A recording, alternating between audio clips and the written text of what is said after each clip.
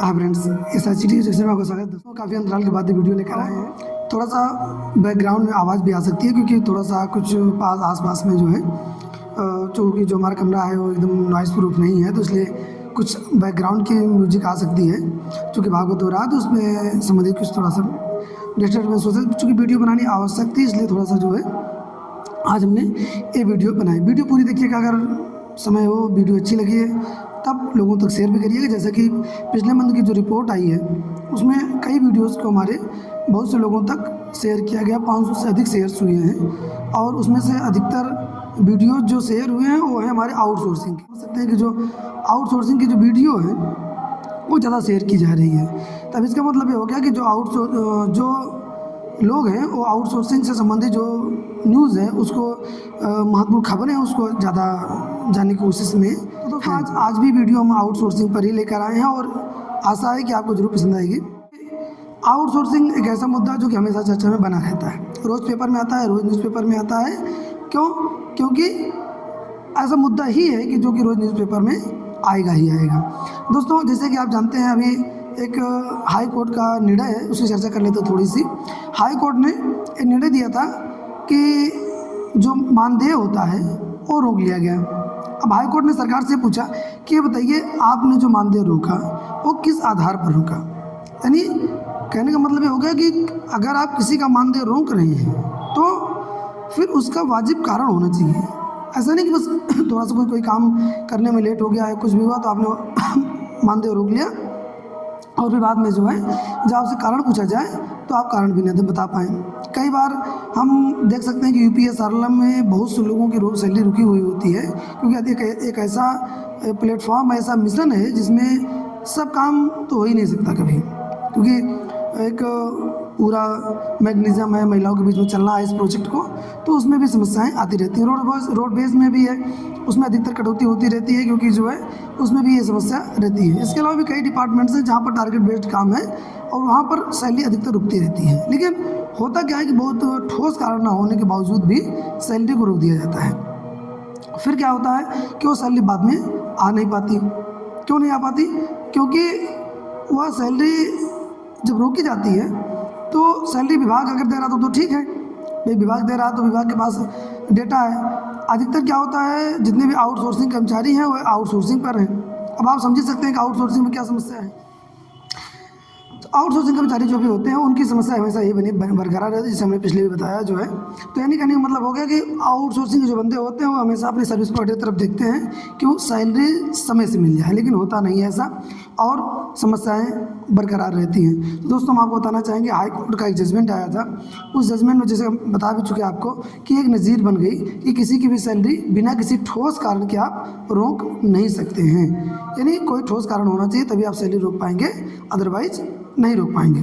फिर क्या होता है, अधिकतर प्रोजेक्ट्स जो हैं सरकारी प्रोजेक्ट्स हैं वह किसके माध्यम चल रहे हैं, जो भी कर्मचारी हैं वो सरकारी कर्मचारी हैं, देख रेख में सरकारी कर्मचारी हैं। और फिर क्या होता है जो प्राइवेट कर्मचारी हैं वह रिपोर्टिंग उनकी केवल रिपोर्ट करने के लिए होते हैं, रिपोर्टिंग लेने के लिए तो सरकारी कर्मचारी होते हैं। फिर वहाँ पर मैटर फंसता है दोनों के बीच का और फिर इसी बीच में ही तो सारी समस्या पैदा होती है।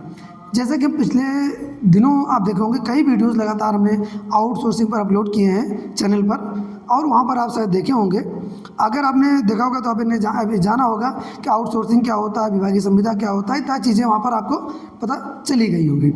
तो आउटसोर्सिंग जो भी लेटेस्ट वीडियोज़ होती रहती है हम आपको लेकर आते रहते हैं, तो जो भी न्यूज़ भी होती है उसको भी लेकर आते रहते हैं। तो दोस्तों इसीलिए हमारे चैनल पर लेटेस्ट जो आउटसोर्सिंग की न्यूज़ है वो हम आपको देते रहते हैं। तो यहाँ पर हम चर्चा कर रहे थे कि आउटसोर्सिंग जो कर्मचारी हैं क्यों उनकी अधिकतर सैलरी रोक दी जाती है, क्या वे जो सैलरी रुकती है उसके लिए वही जिम्मेदार होते हैं या सरकारी कर्मचारियों का जो ईगो है वो बीच में आ जाता है।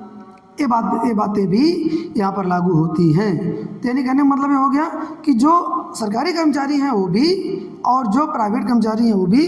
प्राइवेट कर्मचारी ये सोचते हैं हमेशा कि हम उनके अंदर ये बातें रहती हैं कि वह सोचता है हमेशा कि हमको चूँकि रिपोर्ट करना है अपने ऊपर वालों को, गवर्नमेंट ऑफिशियल्स को, और फिर वहीं पर जो है एक टकराव की स्थिति बनती है। सरकार को एक बीच का रास्ता निकालना चाहिए कि किस तरीके से दोनों में टकराव की स्थिति ना बने। कई बार ऐसा देखा गया है, आपने भी देखा होगा कि जो प्राइवेट कर्मचारी होते हैं उनका वो सम्मान नहीं मिलता जिस सम्मान के वो हकदार होते हैं क्योंकि वही काम वो भी करते हैं, बस अंतर इतना दोनों में है कि वे परमानेंट कर्मचारी हैं और वे संविदा कर्मचारी हैं या आउटसोर्सिंग कर्मचारी हैं, लेकिन फिर भी काम वही। आप तो देखते होंगे, आप बड़ी बड़ी जो पोस्ट हैं वो संविदा पर आने लगी है, संविदा का कहें हम आउटसोर्सिंग पर आने लगी है।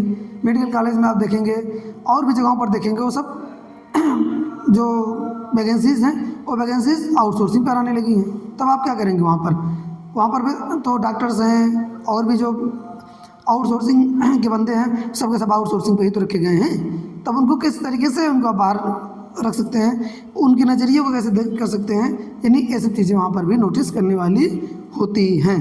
दोस्तों, वीडियोज़ अगर अच्छी लग रही हो तो शेयर ज़रूर करिएगा। निवेदन है आपसे, अगर आप चैनल पर पहली बार आए हैं तो चैनल को सब्सक्राइब करिएगा। नई वीडियोज़ के साथ हम हमेशा हाजिर होते रहे, तो थोड़ा सा गले में समस्या के कारण जो है आवाज़ में भी और बैकग्राउंड नॉइज़ भी है इस समय, तो उससे थोड़ा सा वीडियो में जो है उतनी अच्छी वीडियो नहीं बन पाई आज जो है। लेकिन ये ज़रूर है कि आउटसोर्सिंग के जो कोई न्यूज़ हो तो आप कमेंट ज़रूर करिएगा। वो चाहे लोगों ने पूछा था होमगार्ड से संबंधित न्यूज़ पूछा, लोगों ने आशा बहुओं से संबंधित न्यूज़ पूछा, आंगनबाड़ी से संबंधित न्यूज़ पूछे लोग, और यूपीएसआरएलएम के कर्मचारियों ने कहीं भी कमेंट किया, उनका हमने उत्तर दिया, यानी सबका हमने उत्तर दिया यहाँ पर। तो आपके भी अगर कोई कमेंट्स हों तो हमारे चैनल के माध्यम से आप अपनी बात को रख सकते हैं, उसका जो तर्कसंगत जवाब होगा वो ज़रूर हम देने की कोशिश करेंगे। इसी आशा के साथ कि ये वीडियो लोगों तक आप ज़रूर पहुंचाएंगे। अगर आउटसोर्सिंग की आवाज़ बनना चाहते हैं तो चैनल को ज़रूर सब्सक्राइब करिएगा। धन्यवाद।